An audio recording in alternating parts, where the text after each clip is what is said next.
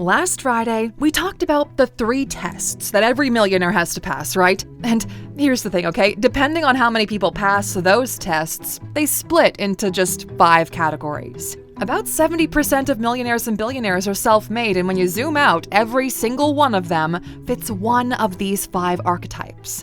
The entrepreneur builds systems. The investor multiplies capital. The specialist monetizes rare skills. The operator runs proven models. And the hybrid bridges career income into assets. So, which one are you? Let's break them all down. Welcome to Alux. All right, so the first archetype we're talking about today is the entrepreneur. Entrepreneurs are the builders and the breakers. If you're the kind of person who looks at the world and sees flaws everywhere, this is your path. You itch to fix things. Long line at the store, you're already imagining an app to solve it. A clunky product, you're sketching out how to redesign it. While most people complain, you ask, what if there was a better way? You're restless. When a system works, you get bored. You crave the next challenge. That's why entrepreneurs often launch multiple businesses or constantly reinvent their companies. The reward is proving to yourself that you can beat the odds again and again. You're wired differently around risk. The average person runs from uncertainty, but you lean into it. You'll spend your own savings to test an idea, hire someone before you feel ready, or jump into a new industry because you see the potential. You call it calculated risk. You know that waiting until everything feels safe usually means the opportunity is already gone. If you've ever thought, if I was in charge, I'd do this so much better, or you've left a job because the system was too slow, too dumb, or too political, chances are you're an entrepreneur at heart. But how did they pass the millionaire test? Well, the scale test, first of all. This is where entrepreneurs shine brightest. They're obsessed with turning one-off wins into repeatable machines. A single restaurant sells pizza. A chain of restaurants builds centralized supply, lowers cost per unit, and doubles margins. Software takes it even further. One version costs millions to build, but selling it to the next customer costs almost nothing. Entrepreneurs are masters of building systems where growth makes the business stronger, not weaker. They also have to pass the leverage test. Now, entrepreneurs thrive on leverage. They raise capital, use loans, negotiate supplier credit, and hire teams long before they could do it alone. They're also heavy users of technology leverage. Software, automation, and digital marketing let them reach millions at near zero marginal cost. Passing this test, it's all about balance, okay? Too little leverage and growth stalls. Too much, and one mistake could kill the business. The best entrepreneurs walk this line carefully. Then there's the luck or growth test. Timing is critical, okay? Being too early means educating a market that doesn't care yet. Being too late means facing entrenched competitors. Entrepreneurs who thrive, they catch waves at just the right moment. E-commerce in the 2000s, social media in the 2010s, AI in the 2020s. The smartest tilt the odds by chasing industries already showing explosive demand. The lesson here is that entrepreneurs pass all 3 tests at once: scale, leverage, and timing. Most, they fail. But the ones who succeed build the most powerful wealth machines in history. And just a little heads up here, if you're finding the stuff that we share with you here on YouTube valuable, like it's helping you wrap your brain around some bigger ideas, well, you will love what we've curated for you inside the Alux app. There's coaching collections from industry experts on things like branding, private equity, becoming a digital nomad, so many things.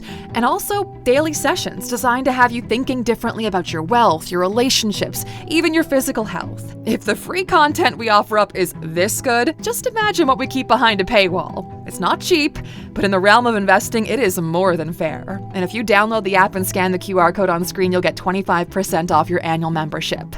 I'll see you on the inside. But in the meantime, on to Archetype 2, the investor.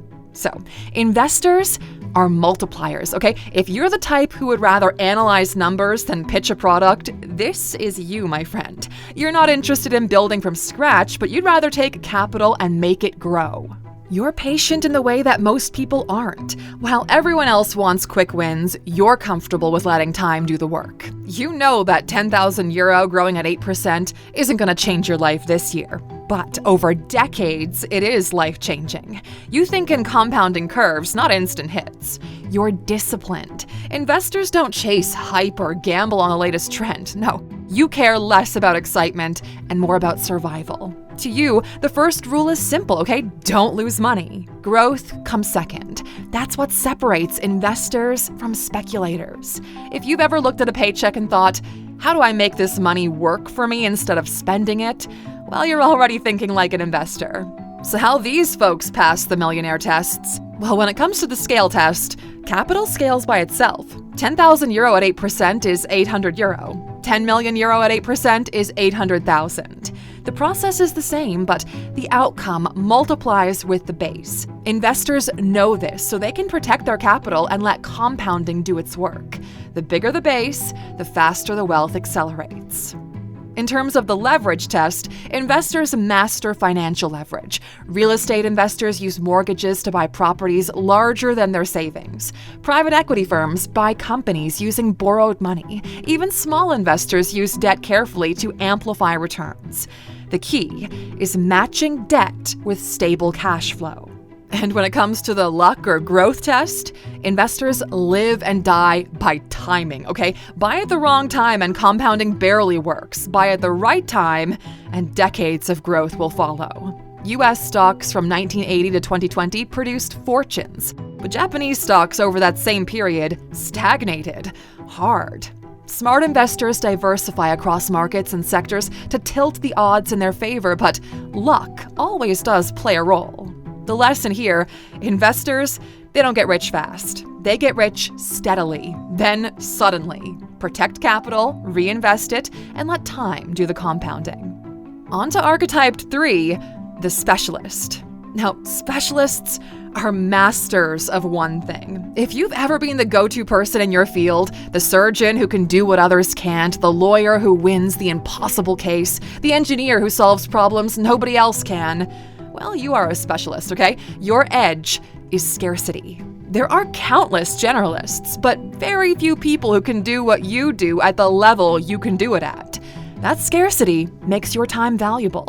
The world pays a premium for rare expertise. You are obsessed with mastery. Where others skim the surface, you dive deep, okay? That focus is what puts you above the crowd. The challenge is that your wealth depends on you. If you stop, the income stops. Specialists earn some of the highest salaries, but unless they convert that income into assets, well, they hit a ceiling. If you've ever been told, you're so good at this, you should charge more, well, you are a specialist. But how do they pass the millionaire tests? Well, when it comes to the scale test, specialists, they often fail here. Their income is capped by time. A surgeon can't operate on thousands of patients. A lawyer can't handle unlimited cases. To pass this test, specialists have to productize themselves. Books, courses, firms, or licensing. That way their expertise scales beyond their hours.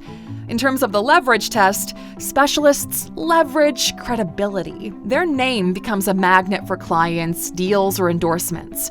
Lawyers become partners who bring in business. Doctors open up clinics and hire juniors. Athletes sign brand deals or negotiate equity stakes. Their reputation they build becomes a tool for multiplying income streams. In terms of the luck or growth test, well, timing multiplies outcomes. Being a software engineer in 2003 was steady. Being one in 2023 with AI exploding can make you rich. The same skill in a different decade creates radically different outcomes. Specialists who choose the right industries, well, they ride growth waves they didn't create themselves. The lesson here, specialists can earn more than anyone else, but earning isn't wealth. The ones who win are those who turn today's high income into tomorrow's assets. All right, on to Archetype 4, the operator. So, operators are executors at heart, okay? If you're the type who loves taking proven systems and running with them with relentless discipline, this is your lane. You don't need to invent something new. No, you'd rather take something that works and scale it with precision. You thrive on structure, don't you? Where entrepreneurs chase chaos, you crave order. You're the one who makes sure the trucks leave on time, the staff shows up, the shelves stay stocked, and the invoices get paid. You live in details that most people ignore, and that is why you win. Your edge is replication. Once you find a formula that works, you can copy it again and again and again. 1 restaurant location pays the bills. 10 makes you wealthy. 20 makes you rich. Operators know how to build quiet empires 1 unit at a time. If you've ever looked at a franchise or a local business and thought, if I owned this place, I'd run it better than the guy who does, you are probably an operator. So, how do operators pass the millionaire tests? Well, in terms of the scale test, operators pass by duplication. Perfect 1 unit, a store, a contract, a truck route, then roll it out again and again. Each new unit lowers average costs and widens the margin. Their growth doesn't come from invention, but repetition. In the leverage test, operators lean on debt and teams. Banks love them because their businesses have collateral and steady cash flow. They finance trucks, warehouses, or stores with loans, and then train managers to keep the system running without them. People and capital do both of the heavy lifting. In terms of the growth or luck test, operators don't need world-changing trends, okay? They just need a steady local demand. A trucking company grows when e-commerce grows. A contractor thrives when housing expands. Their luck is choosing industries that never go out of style. Food, housing, logistics, repairs, that kind of thing. The lesson here, operators prove that boring businesses often make the best fortunes. Replication, order, and discipline build wealth slowly but securely. Then finally, there is Archetype 5, the hybrid. So, hybrids are bridge builders, okay? That's what they're good at. If you have a solid career and good income, but you're constantly thinking about how to turn that paycheck into something bigger, this is your path. You value stability. You don't want to risk everything on a startup, but you also don't want to rely on a salary for 40 years. You prefer a middle ground, steady income for safety, plus assets on the side for freedom. Your edge is discipline. While others inflate their lifestyle with every raise, you funnel extra money into real estate, stocks, or side businesses. You know that over time, these assets will pay you more than your job. Hybrids, they play the long game, okay? They don't need to be the fastest. They just need to be consistent. If you've ever thought, my income is pretty good, but it should be working harder for me, then you are a hybrid. So, how do hybrids pass these millionaire tests? Well, the scale test, salaries don't scale very much, do they? But assets, they do. At first, saving €20,000 a year feels kind of slow, but once investments compound, the portfolio can earn more in a year than you save. The tipping point comes when assets grow faster than income. That is where wealth snowballs. In terms of the leverage test, hybrids use leverage carefully. Mortgages on rental properties, stock options at work, small business investments, all underpinned by steady job income. Their career acts as insurance so they can take some risks without blowing things up. In terms of the luck or growth test, well, hybrids benefit most from being in the right industries. A banker in private equity, a tech worker with stock, a doctor buying property in a booming city. The alignment of career and investments multiplies outcomes. Timing their industry choice often matters just as much as their discipline. The lesson here is that hybrids show you don't need extreme risk to build wealth. By converting income into assets year after year, they quietly cross into the millionaire status while others spend their raises. If you recognize yourself in one of these, you already know your path. But here's the twist, okay? Where you play the game matters just as much as how you play it. An operator in a booming city has more chances than one in a shrinking town. A specialist in the right industry earns 10 times more than the same skill in the wrong one. Even entrepreneurs and investors perform differently depending on where they start. So, if you want to tilt the odds in your favor, the next question is simple. Where are the places where it's easiest to get rich? And that is what we're breaking down in next Friday's video. Thanks for spending some time with us today, Aluxer. We'll see you back here next time. Until then, take care.